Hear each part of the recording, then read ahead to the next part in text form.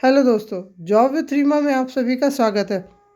Air force school से नई teachers की वैकेंसीज़ आई हुई है। नॉन टीचिंग स्टाफ्स की भी वैकेंसीज़ इसमें आई हुई है। सबसे अच्छी चीज़ है कि इसमें कोई भी फ़ी वगैरह ये चार्ज नहीं कर रहे हैं। परमानेंट पोस्ट है। आप इंडिया के किसी भी स्टेट से हो, आप इसके लिए एलिजिबल है। आप अप्लाई कर सकते हैं। बहुत सारे सब्जेक्ट्स में वैकेंसीज़ आई हुई हैं। TGT है, PRT है, NTT, मतलब सभी में ऑलमोस्ट वैकेंसी है। अदर नॉन टीचिंग स्टाफ्स की भी वैकेंसीज आई है। एज लिमिट 21 ईयर्स से लेकर 50 ईयर्स तक की एज लिमिट है। कहीं कहीं 18 ईयर्स तक से भी शुरुआत है। तो पूरा वीडियो में मैंने बताया हुआ है कहाँ से वैकेंसी आई है, क्या वैकेंसी है, कितनी है। पूरा एक एक चीज़ मैंने कवर किया हुआ है। इसके साथ ही मैं आपको ये भी बता दूं कि मेरा एक फेसबुक पेज है जिस पर मैं रेगुलर बेसिस पे वैकेंसी अपलोड करती हूँ। प्लीज़ उसको भी जाकर देखें। वो सारे प्राइवेट स्कूल्स के, लोकल स्कूल्स जो होते हैं ना, उनकी वैकेंसीज़ है, क्योंकि उन पर सब पर वीडियो बना पाना मुश्किल होता है। तो मैं उसको फेसबुक पेज पर अपलोड कर देती हूँ ताकि आप वहाँ से जाकर आप देख सकें, और जिसको उसकी ज़रूरत है उसको आप उस चीज़ को शेयर कर सकें, उसके बारे में बता दें। तो वहाँ भी लाइक और शेयर कर दें ताकि एटलीस्ट वहाँ भी डालने पे मेरा भी हौसला बढ़े, ताकि मैं नई नई वैकेंसी लेके आपके लिए आते रहूँ और वहाँ भी पोस्ट करती रहूँ, और यहाँ पर भी वैकेंसीज़ आपको पूरा डिटेल में बताती रहूँ। इस वैकेंसी में कहाँ से आई है, क्या है, चलिए डिटेल में देखते हैं वैकेंसी कैसी है, किधर से आई हुई है। ये वैकेंसी जो आई हुई है, वैकेंसी TGT सोशल साइंस की, TGT साइंस की, TGT हिंदी की वैकेंसी है। रेगुलर बेसिस की वैकेंसी है। और सैलरी की जहाँ बात की जाए 43,000 पर मंथ ये सैलरी देंगे। ओके। उसके अलावा PRT में वैकेंसी है। PRT में रेगुलर और कॉन्ट्रेक्चुअल दोनों की वैकेंसी है। रेगुलर की जो सैलरी होगी 28,500 पर मंथ, मतलब ये मैक्सिमम ये बढ़ा के जो देंगे 37,000 रुपीज़ पर मंथ। और ये रिवाइज होगी टाइम टू टाइम, चेंजेस मतलब इसमें और बढ़ेगा ही।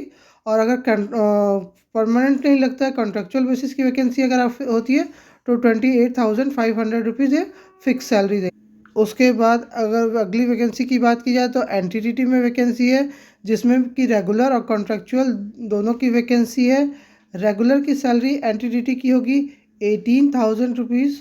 उसमें इंक्रीज़ वगैरह सब 5,550 रुपीज़ पर मंथ उसमें और ऐड करेंगे तो सैलरी बनेगी। टोटल जो कुछ और चीज़ें ऐड करेंगे तो सैलरी बनेगी 23,500 रुपीज़ पर मंथ की सैलरी बनेगी।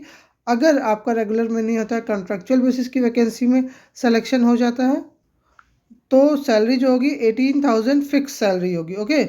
इसमें कोई भी चेंजेस नहीं होगा। लेकिन अगर रेगुलर बेसिस की होती है तो 23,500 रुपीज़ सैलरी होगी NTT में, जिसमें कि 3 पोस्ट है। PRT में 2 पोस्ट है, जिसमें रेगुलर और कॉन्ट्रेक्चुअल दोनों में अगर किसी में भी आपका सिलेक्शन हो जाता है तो उसके अकॉर्डिंग सैलरी बनेगी। ओके। क्लर्क की जो वैकेंसी की बात कर ली जाए तो क्लर्क की वैकेंसी भी रेगुलर और कॉन्ट्रेक्चुअल है। ये ऐसा है कि रेगुलर कॉन्ट्रेक्चुअल मतलब अगर रेगुलर में सिलेक्शन उनका उनके पूरे जो भी क्राइटेरिया है उसको पास आउट कर लेते हैं तो रेगुलर बेसिस पे आप ज्वाइन हो जाएंगे। अगर नहीं हो पाते हैं तो फिर वो कॉन्ट्रेक्चुअल बेसिस पे देंगे, फिर उन्हीं टीचर्स को या उन्हीं स्टाफ को नेक्स्ट ईयर रेगुलर कर देंगे। ओके। उसके बाद लैब अटेंडेंट की वैकेंसी है। लैब अटेंडेंट की जो वैकेंसी है उसमें 14,000 पर मंथ देंगे, एक वैकेंसी है। उसके बाद हेल्पर और वॉचमैन की है, कॉन्ट्रैक्चुअल बेसिस की वैकेंसी है। वॉचमैन की 6 वैकेंसी है, हेल्पर्स की 2 वैकेंसी है। 13,000 रुपीज़ फिक्स सैलरी वॉचमैन और हेल्पर्स को देंगे। ओके। उसके अलावा अगर बात की, ओके, समझ में आ गया वैकेंसीज कहाँ कहाँ से कितनी कितनी आई। देखिए, TGT में PGT में कोई भी वैकेंसी नहीं है, ये चीज़ ध्यान दीजिएगा। PGT में कोई भी वैकेंसी नहीं है। TGT की वैकेंसी है सोशल साइंस की, साइंस की और हिंदी की वैकेंसी है। उसके बाद PRT में 2 वैकेंसीज़ हैं। उसके बाद NTT में 3 वैकेंसीज़ है। क्लर्क की 1 वैकेंसी है। लैब अटेंडेंट की 1 वैकेंसी है, रेगुलर बेसिस की है। हेल्पर और वॉचमैन की कॉन्ट्रेक्चुअल बेसिस की वैकेंसी है। हेल्पर की 2, वॉचमैन की 6। ओके। उसके बाद TGT जो सोशल साइंस की वैकेंसी है, TGT साइंस की, TGT हिंदी की रेगुलर बेसिस की वैकेंसी, मतलब परमानेंट वैकेंसीज हैं। ओके। PRT में रेगुलर या कॉन्ट्रेक्चुअल, मतलब अगर उनको रेगुलर में स्टाफ नहीं मिलते हैं तब वो कॉन्ट्रेक्चुअल में के हिसाब से रखेंगे, अदरवाइज नहीं तो रेगुलर पोस्टिंग करेंगे। ओके। आपको वैकेंसीज भरनी कैसे है, डिटेल वगैरह कहाँ से मिलेगा, तो देखिए वैकेंसी की डिटेल यहाँ से आप स्क्रीनशॉट ले सकते हैं। यहाँ से भी आप जाकर पूरा डिटेल वगैरह ले सकते हैं। आपको क्या करना है, कैसे अप्लाई करना है वो सुन लीजिए पहले। Hard copy of duly fill application form along with self attested testimonials are to the send. इस एड्रेस पर आपको सेंड करना है 2nd of March by post by hand. Okay, अब वहाँ जाकर आप बाई पोस्ट भी भेज सकते हैं, बाई हैंड भी भेज सकते हैं। ओके, अगर आपके नज़दीक है तो आप जाके हैंड टू हैंड भी भेज सकते हैं। इसके अलावा फिर आपको क्या करना है, देखिए यहाँ पर दिया हुआ है एप्लीकेशन फॉर्म सबमिशन का। रिसिप्ट फॉर एप्लीकेशन फॉर्म 15 फरवरी से 2 मार्च तक का आपको भरना है। एड्रेस जो है देखिए सब एयरफोर्स स्कूल आबादी चेन्नई, चेन्नई से ये वैकेंसी आई हुई है। ये वैकेंसीज़ जो है परमानेंट वैकेंसीज़ है, एयरफोर्स स्कूल की परमानेंट वैकेंसीज़ हैं। इसमें अवधि चेन्नई से वैकेंसीज आई है, और चेन्नई मतलब तमिलनाडु स्टेट से वैकेंसीज आई हुई हैं। इसके अलावा इसमें कैन फॉर्म डाउनलोड करना है, इनकी वेबसाइट पर मिल जाएगा, वो भी मैं दिखा देती हूँ कहाँ से क्या क्या है। इसके बाद रिटर्न टेस्ट होगा, देखिए उसका भी डिटेल इन्होंने दिया हुआ है कि यहाँ पे return date of uploading list of eligible candidate का 2 मार्च लास्ट पहुँच जाएगा। 3 मार्च को वो लिस्ट कर देंगे कि इन कैंडिडेट्स को रिटर्न एग्ज़ाम के लिए आना है, तो वो जाके आप इनके ऑफिशियल वेबसाइट पर ही चेक कर सकते हैं। 17 मार्च को रिटर्न टेस्ट होगा, और उसके बाद प्रैक्टिकल टेस्ट वगैरह 18 मार्च से 19 मार्च तक होगा। उसके बाद फिर डेट ऑफ इंटरव्यू जो है 24 मार्च को है इनका। ओके, इन्होंने सब कुछ अपना क्लियर डेट में फिक्स करके बता दिया कि इस दिन होगा, इस दिन ऐसे, मतलब बहुत विद इन 1 मंथ ये सिलेक्शन लेके अपना full and final clear posting आपकी दे देंगे। ओके, उसके अलावा date of selection any changes, अगर कुछ चेंज हुआ तब वो बताएंगे। क्वालिफिकेशन जो है रेगुलर बेसिस की मास्टर डिग्री होना चाहिए आपके। आप यहाँ सिर्फ ग्रेजुएशन नहीं मांगा है, इन्होंने अपने सब्जेक्ट में मास्टर डिग्री मांगा है। अगर आप टीजीटी के लिए भी अप्लाई कर रहे हैं तो आपको पोस्ट ग्रेजुएशन होना चाहिए उस सब्जेक्ट में आपके। Okay, women's and physically challenged person को एज रिलैक्सेशन मिलेगा। 21 to 50 ईयर्स तक की एज लिमिट है, अच्छी खासी एज लिमिट इन्होंने दे रखी है, तो उसके लिए तो एज लिमिट कोई नहीं है। बाकी देख लेते हैं, सी टेट या एस टेट वगैरह का कुछ डिमांड किया इन्होंने, तो वो तो कहीं नहीं दिख रहा है। हाँ नहीं, डिज़ायरेबल में लिखा हुआ है कि अगर आपके पास है, क्वालिफाइड है तो ठीक है, नहीं तो ऐसा कोई मैंडेटरी नहीं है कि ये आपके पास होना ही चाहिए सर्टिफिकेट। ओके, सेम यही क्वालिफिकेशन हिंदी टीचर्स के लिए भी है, मास्टर डिग्री होनी चाहिए आपके हिंदी सब्जेक्ट में। तो इसके लिए 50% मार्क्स के साथ तो आप इसके लिए एलिजिबल है।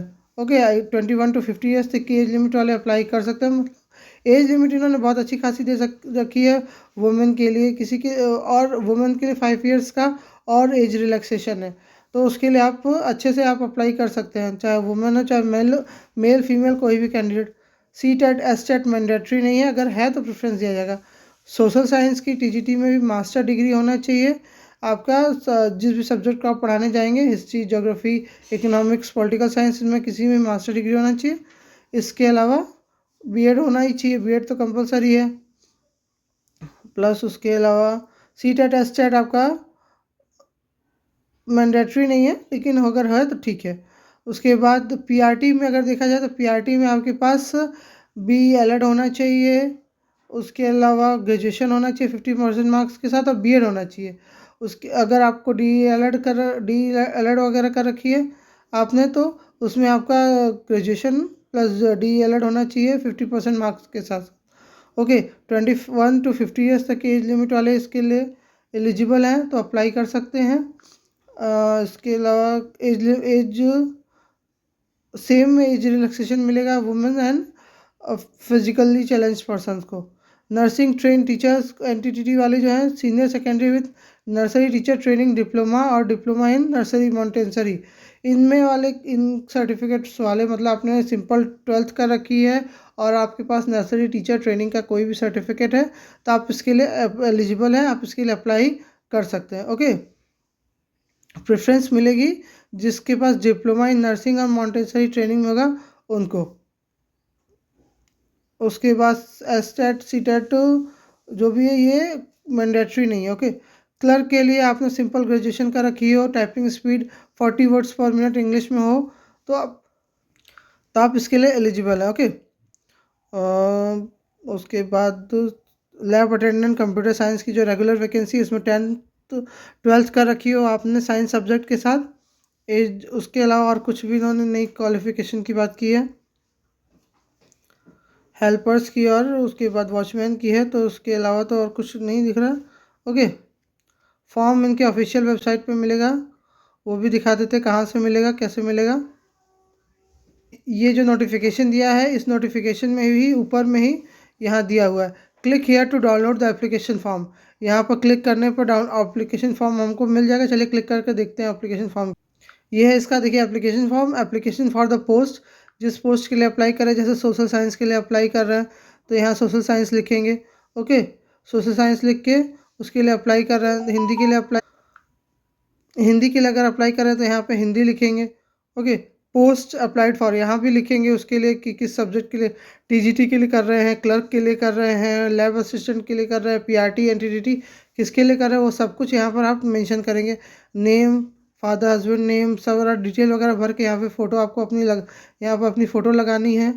ओके, उसके बाद यहाँ सारा कुछ एजुकेशनल क्वालिफिकेशन वगैरह सब कुछ फॉर्म को भर के यहाँ पर सिग्नेचर वगैरह करके अपना सारा ओरिजिनल टेस्टिमोनियल का जेरॉक्स सेल्फ अटेस्टेड करके उस एड्रेस पर भेज देना। ओके, चलिए वो देख लेते हैं कि आपको ये सारा डिटेल वगैरह मिलेगा कहाँ से, वो भी दिखा देती हूँ मैं। ऑफिशियल पेज, यहाँ अवार्डी करके, अवार्डी चेन्नई में आता है। ओके, यहाँ पर आपको वैकेंसी कहाँ मिलेंगी, यहाँ वैकेंसी मिलेगी, यहाँ देखिए करियर ऑप्शन दिया, रिक्रूटमेंट फॉर एएफएस, यहीं पर आपको वैकेंसी का डिटेल सारा सब कुछ मिल जाएगा। ओके, यहीं पर सारा डिटेल वगैरह मिल जाएगा, यहीं जाकर आप सब डिटेल पढ़ सकते हैं, फॉर्म देख सकते हैं।